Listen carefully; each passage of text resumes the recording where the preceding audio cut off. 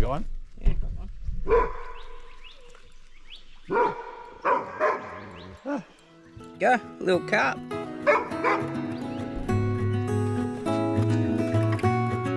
Just a little one.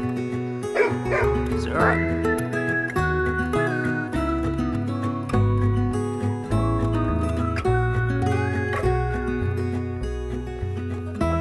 Recall when we were young, running from all things at once, without thinking twice. And I knew it would catch up, and that we would be the ones left behind. The stories I've been told.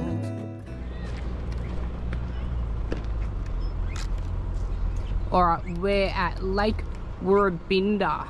Community built 1972. So you're only allowed 3 boats follow in anti-clockwise in this lake. The only issue with allowing 3 boats in this lake is, I'll show you.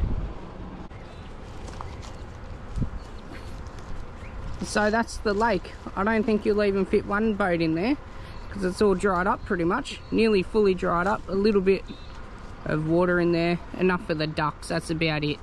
So in 1969, an organisation of the Aquatic Club decided that they wanted to turn the cow paddock into a lake for people to use for aquatics and recreational activities.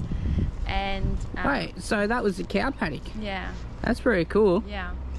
So, and they called it Lake Woorabinda, meaning big water hole. From a competition to select the name. So a lake officially opened on the 31st of January 1972, and yeah, it's got barbecues, a playground, picnic benches and bins, skate park as well, toilets, and the aquatic pool is next door. So there is a walking track the entire way around the lake as well, which we're going to check out. But yeah, not too much to see today in the old cow paddock, unfortunately. Well, they must be turning it back into a cow paddock. Maybe we missed the memo. They're turning it back into a cow paddock.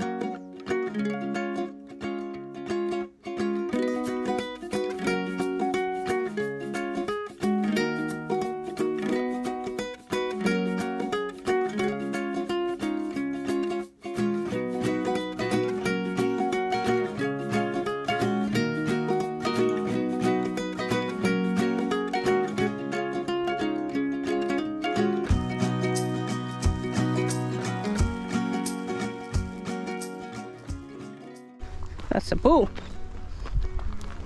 Yeah, they've got a kids pool and a full lap Olympic pool, so pretty cool. Like, considering where we are, you wouldn't think that they would have a full aquatic Olympic pool. No, middle of nowhere. Yeah, so pretty cool.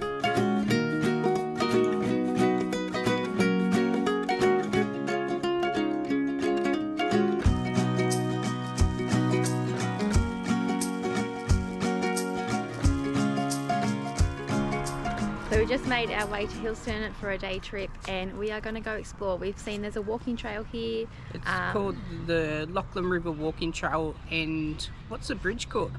It's like a suspension bridge or something. Yeah. So we're going to go have a look.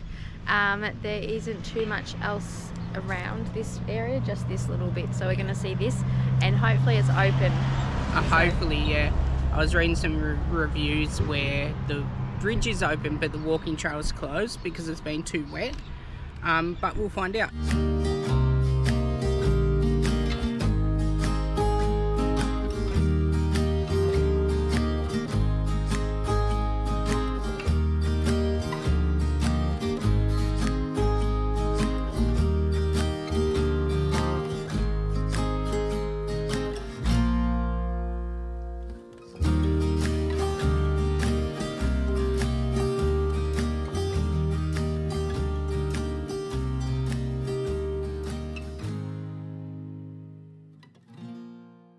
This is as far as we can get.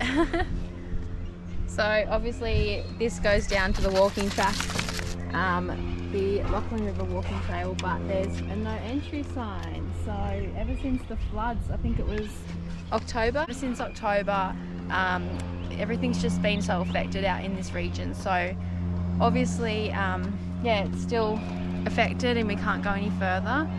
But there was a really cool walk, so if you're in the area, do come and check it out and make sure that you see if it's open, because apparently the community's done like drawings and there's sculptures and crocodiles and snakes drawn on the walls and trees and stuff, so would have been cool to check out, but unfortunately cannot.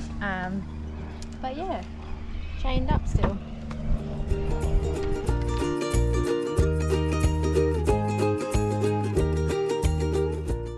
Well, good morning. It is a new day here. We are leaving Billabowrie today and we are heading down to Gulgowie. So, take you guys along and show you what we get up to. I know Aaron wants to have a chat to you guys about Billabowrie. He was doing some research and talking to the caretaker here and getting some info for you guys. So, he's got some fun facts coming your way. Yeah, we've just had some fishing, had some fires, just chilling out with Dad. Haven't been doing too much with you guys, unfortunately, just because we have been spending time as a family. But I'm sure you guys will understand that. So, Aaron will hit you with some fun facts in a second, but I just want to say good morning and welcome to a new day. Well, I know Sophie said good morning, but the best person in the Wilson's Take on Oz hasn't, so good morning everyone. About to head out, Sophie probably told you. So I'm going to fill up the water tanks with the best water hose and best water filter. I always fill up with the best water filter because it takes any of the contaminants out of the water, and the best water filter also takes out all the bacteria. Lasts a lot longer than all the cheapo ones. Look, I could probably go to Bunnings and get a $30 one, but it's not going to cut it. We use it every day. We drink it now and then, most of the time, so it's just better to have the right gear, proper, spend the money, and you're good to go. Clicks in there, then I click this end in, and before I put it in the tank I always let the water run through in case there was bad water in it before or whatever.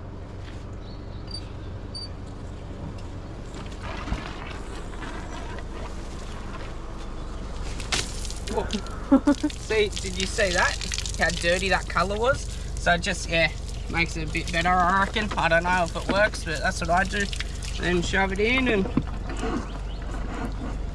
fill your tanks up. When I'm filling up, a lot of people get air bubbles. I just take both caps off, so when it's filling, the air can come out. But I also, when I'm filling, it spits out water and you think it's full. Keep going, because it's not, it's just air. And that gets a lot of the air bubbles out. Get more water in as well, but sometimes you can just go like this and shake some air bubbles out as well. Yeah, so I just shake it a little bit as well. I do that with the car when I'm fueling up to get a lot of the fuel in as well, get all the air bubbles up and fill up as much as I can. It's a good little trick. Yeah, and Sophie's like, why do you always rock it? It's annoying. But that's why. If you want to get your own best water filter, head on over to the Best Water Filter website. They've got packs for caravans and everything, or you can just buy the filters, and you can also buy them without the ends to just replace them. It's a bit cheaper. We got the one with the brass ends, so they just screw out. And then, yeah, head on over to Best Water, and we have a discount code. It's just Wilson's at checkout, store-wide. So I went for a walk with Ginger yesterday, and I went into, it's not a camp kitchen, but similar. No kitchen or anything, just a outside table to clean your fish in there, and they had information about the property.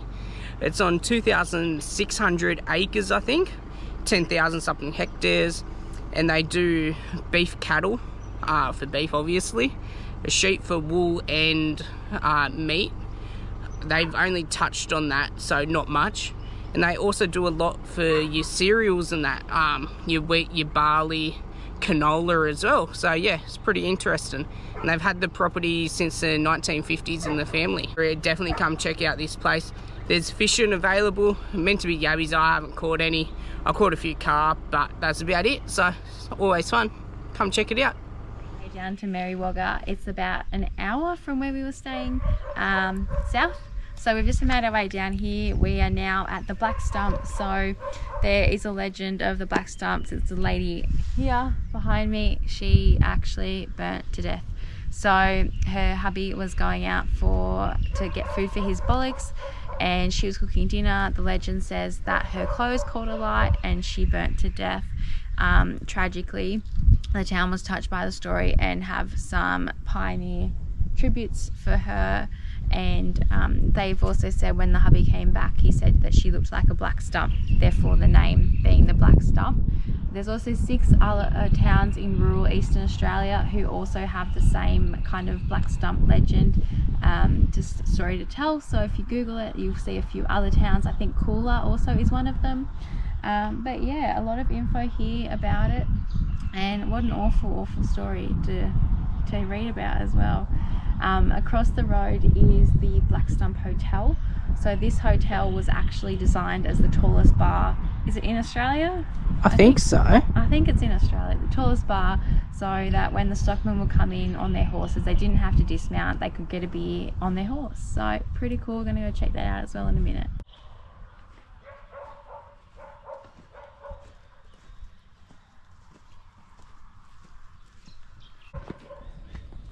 Have a look.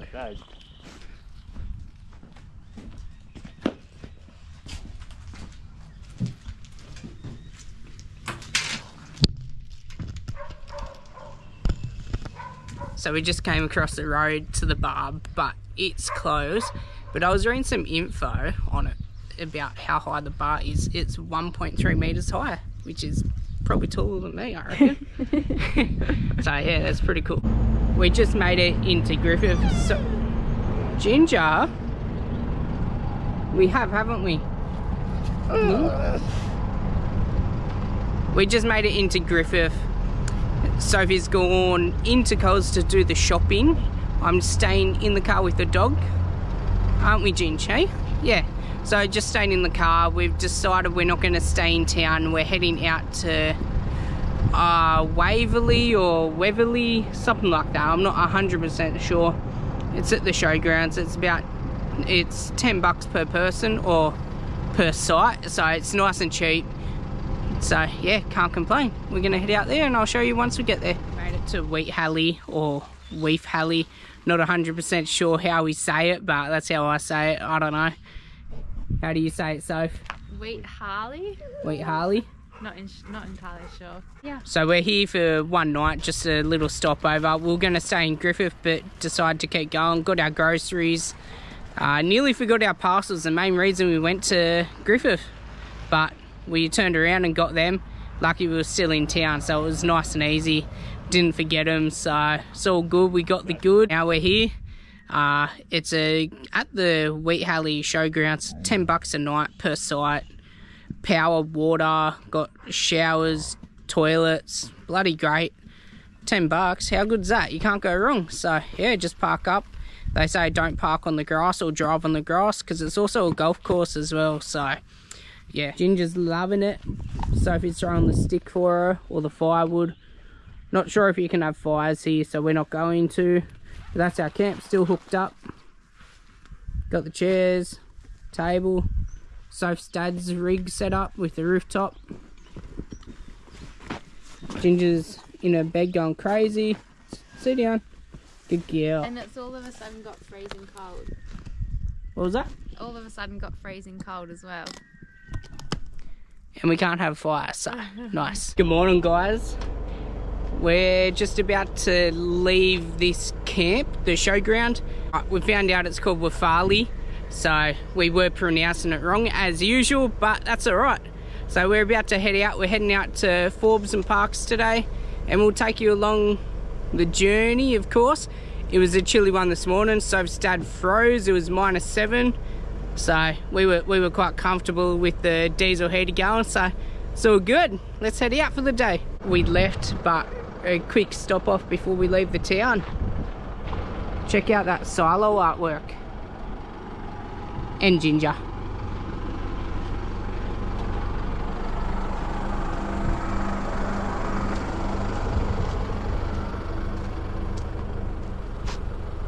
Pretty good. We just pulled up in Fords. We're gonna have some lunch and then we're gonna get some petrol and head off to Parks, aren't we, Soph? Yeah. Gonna go check out the big dish. There's not too much in, where are we now? Forbes. There's not too much in Forbes to actually go and explore with the dog, and also super keen to get to see the big dish. So Yeah. focusing on that. I think there's a couple of walks and a couple of art trails that we could check out here, but we're not going to. We will come back and do that another time. Yeah, we'll do that another time. But yeah, beautiful day to be out. The wind's a bit chilly, but besides that, it's a really nice day. It's beautiful. Come on. I'm loving this. I'm about to take my jumper off because I'm getting too warm. Yeah, and Dad's got a travel buddy in his ute, so popped some pies in this morning and we'll have them. Yeah, sounds good to me.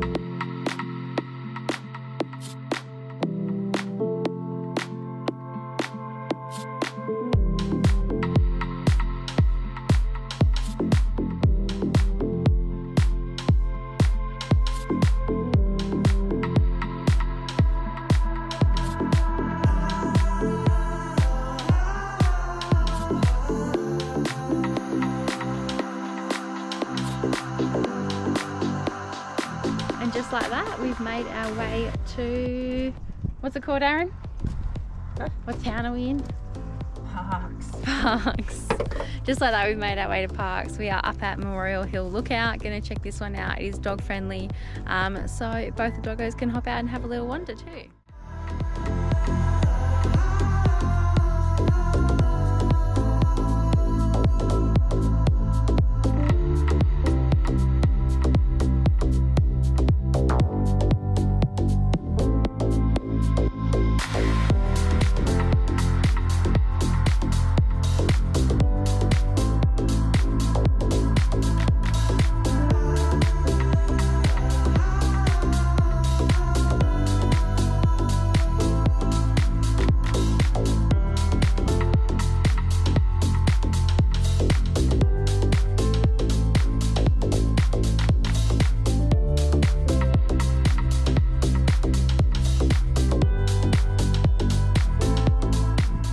A war memorial to remember those who have fallen and fought in the war, Korea, Malaya, Vietnam. Yeah, so it's pretty cool that this is here. It was opened in 2015.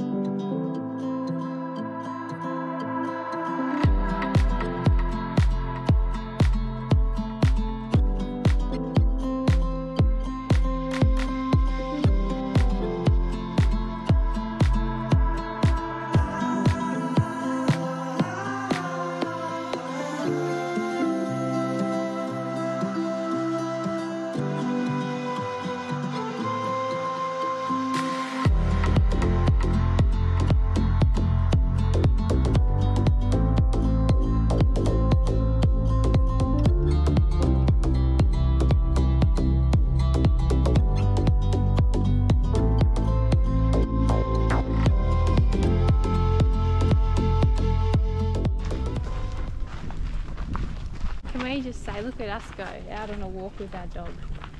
Yes, first time in a while. Getting more confident taking Ginger out places again. Until we see a dog. Yeah, until we see a dog. Although she's good with Miss Boo Boo, so that's good. It's a start. It's a start. And she'll see her boyfriend soon to see how she goes with him as well. Yeah, slowly. He's a big dog as well, so. Yeah, he's a Weimaraner, so just slowly introducing her back to dogs that she knows and going from there. Alrighty, we just got to the Parks, CSIRO Parks Radio Telescope Dish, or the dish. Nice and easy to say that one. So I'll turn you around in a second and show you. It's pretty big.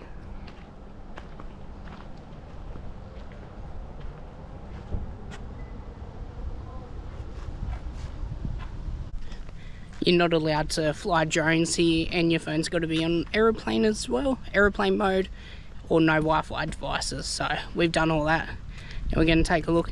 No dogs are allowed in, so Miss Ginger's in the car with Sophie, and I'll just take a quick look.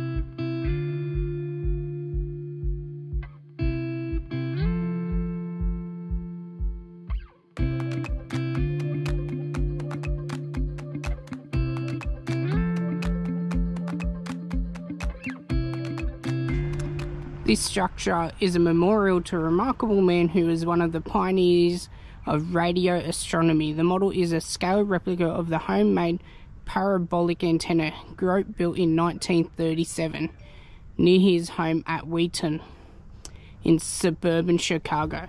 The original was 31 foot 9 meters in diameter. The surface was made of sheet metal. Combining his interest in amateur radio and astronomy and his expertise as an electrical engineer, Grote became the first ever radio astronomer, building on the discovery that the Milky Way galaxy emits radio waves. The CSIRO Parkes Radio Telescope was added to the National Heritage List in 2020, which is cool as well.